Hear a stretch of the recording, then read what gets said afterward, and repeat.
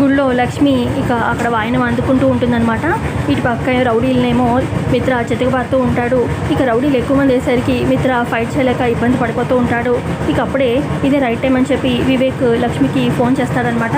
వదిన ఇక్కడికి రౌడీలు వచ్చేసారు, నువ్వు త్వరగా రావాలి అని చెప్పి అనడంతో ఇక జాను మనం త్వరగా ఇంటికి వెళ్దాం పదా అని చెప్పి ఇటు దేవి అని మనీష లక్ష్మి జాను గబగబా ఇంటికి వచ్చేస్తూ ఉంటారు. ఇక ఇటు పక్క మిత్రని పొడవడానికి ఒక అతను రౌడీ కత్తి తీసుకొని పొడవబోతూ ఉంటే ఇక లక్ష్మి వెనక నుంచి ఆపుతుంది. ఇక ఎవరు ఆపింది అని చెప్పి మిత్ర చూడగానే ఇక లక్ష్మి ఉంటుంది. ఇక అక్కడున్న రౌడీల్ని కర్ర తీసుకొని చెతుకుబారుతూ ఉంటుందన్నమాట లక్ష్మి. ఇక ఇటు పక్క జాను ఏమో అయ్యో వివేక్ ఏమైంది అని చెప్పి వివేక్ని పట్టుకుంటుందన్నమాట. వివేక్ తలకి దెబ్బ తగులుతుంది కదా. ఇక ఇటు పక్క మనీష అయితే ఈ లక్ష్మి ఏంటి ప్రతి దాంట్లో తను విన్నవడమేనా అని చెప్పి షాకింగ్గా చూస్తూ ఉండిపోతుంది. మొత్తానికి మిత్రని కాపాడేస్తుందన్నమాట లక్ష్మి. ఇక రౌడీల్ని బాగా కొట్టేసరికి రౌడీలందరూ పారిపోతారు. ఆ తర్వాత ఇక రౌడీ నరసింహానికి ఫోన్ చేస్తాడనమాట. కానిస్టేబుల్ వచ్చి నరసింహానికి ఫోన్ ఇస్తాడు.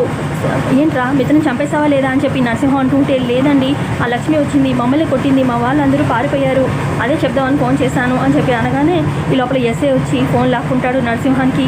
ఏంట్రా జైల్లో ఉండి కూడా ఇలాంటి పనులు చేస్తున్నావు అని చెప్పి అనగానే ఏంటి సార్ అని చెప్పి నరసింహం అరుస్తూ ఉంటాడు ఆ ఎస్ఐ మీద. ఇక పక్కనే ఉన్న లాయర్ కొంచెం తగ్గకపోతే ఇంకా ఎక్కువ శిక్ష పడుతుంది అని చెప్పి నరసింహానికి చెప్తూ ఉంటాడు లాయర్. ఇక ఇటు పక్క ఊరు వెళ్ళడానికి దేవి అని బట్టలు సర్దుకుంటూ ఉంటుంది. మనీష అలా చూస్తూ కూర్చుంటే ఏంటి మనీష అలా కూర్చున్నావు, బట్టలు సర్దుకో ఊరు వెళ్ళాలి కదా, ఇప్పుడు బయలుదేరితేనే తెల్లవారుజామునికి రీచ్ అవుతాం ఊరు అని చెప్పి అనగానే ఇక మనీష అంటుంది అసలు ఆ లక్ష్మికి ప్రాపర్ ప్లాన్ ఉండదు ఏముండదు కానీ స్పాంటేనియస్గా భలే ఆలోచిస్తుంది ఆంటీ, అసలు చూడండి మిత్రని ఎలా కాపాడేసిందో, ఎవరైనా ఓడిపోవాల్సిందే లక్ష్మి ముందు అని చెప్పి అనగానే ఏంటి లక్ష్మిని మెచ్చుకుంటే నువ్వు అసలు చూడలేవు అలాంటిది నువ్వే మెచ్చుకుంటున్నావు అని చెప్పి ఏంటి మిత్రని వదిలేసుకోబోతున్నావా ఏంటి అని చెప్పి దేవి అని అంటుంది. నేనెందుకు వదిలేసుకుంటా ఆంటీ, మిత్రని చచ్చిన వదులను, నేను జీవితాంతం లక్ష్మితో ఫైట్ చేస్తూనే ఉంటాను అనగానే అప్పటికి నీ ఏజ్ అయిపోతుందేమో అని చెప్పి దేవి అని అంటుంది. అంతదాకా రాలేవనిలే కానీ ముందు మీ కోడల గురించి ఆలోచించుకోండి, వాళ్ళిద్దరూ కలిసిపోయారు అని చెప్పి అనగానే అంతే అంటావా అని చెప్పి అంటుంది.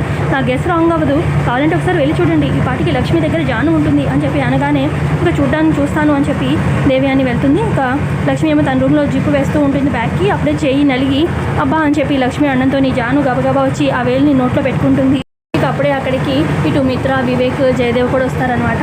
ఇక లక్ష్మితో అంటుంది జాను నన్ను క్షమించక్క అని చెప్పి అనగానే నేనెందుకు క్షమించాలి అనగానే నన్ను క్షమించు, ఎందుకంటే నా మాటలతోని నా చేష్టలతోని బావగారిని ఇటు మావయ్యని నిన్ను చాలా బాధ పెట్టాను, నా తప్పు నేను తెలుసుకున్నాను అని చెప్పి అనగానే నీదేం తప్పు కాదు, భర్త కోసం ఇలా ఫైట్ చేయడం తప్పే కాదు, భర్తకి గుర్తింపు ఉండడం కావాలి అనుకోవడం తప్పు కాదు జాను అనగానే మాకు అదంతా ఏమీ అవసరం లేదు, నాకు నీ చెల్లెలుగా అటు వివేక్కి బావగారికి మధ్యగా ఆ గుర్తింపే చాలు మాకు అని చెప్పి జాను అంటుంది. అప్పుడు మిత్ర అంటాడు అదేం కాదు మీరు ఫ్యాక్టరీని చూసుకోవాల్సిందే అనగానే లేదు అంటే వివేక్ చూసుకుంటాడు ఫ్యాక్టరీని, నేను ఇంట్లోనే ఉంటాను ఇంటి పని చేసుకుంటాను అని చెప్పి అనగానే అప్పుడు లక్ష్మి అంటుంది ఏం లేదు జాను నువ్వు నేను ఇద్దరం కలిసి ఇంటి పని షేర్ చేసుకుందాం, నువ్వు కూడా ఆఫీస్కి రావాలి అని చెప్పి లక్ష్మి అంటుంది. ఇటు జయదేవ్ కూడా అంటారు నువ్వు అంత చదువుకున్నావు ఫ్యాక్టరీ నువ్వు నడపాలమ్మా, నువ్వు మీ అక్క ఇద్దరు కలిస్తే ఫ్యాక్టరీని అసలు ఈ ఊరినే బాగు చేశారు, ఇక ఫ్యాక్టరీని ఇంకెంత బాగా నడిపించగలరు అని చెప్పి అంటూ ఉంటారు. జయదేవ్ కూడా సరే అయితే నేను కూడా వస్తాను ఫ్యాక్టరీకి అని చెప్పి అంటూ ఉంటుంది.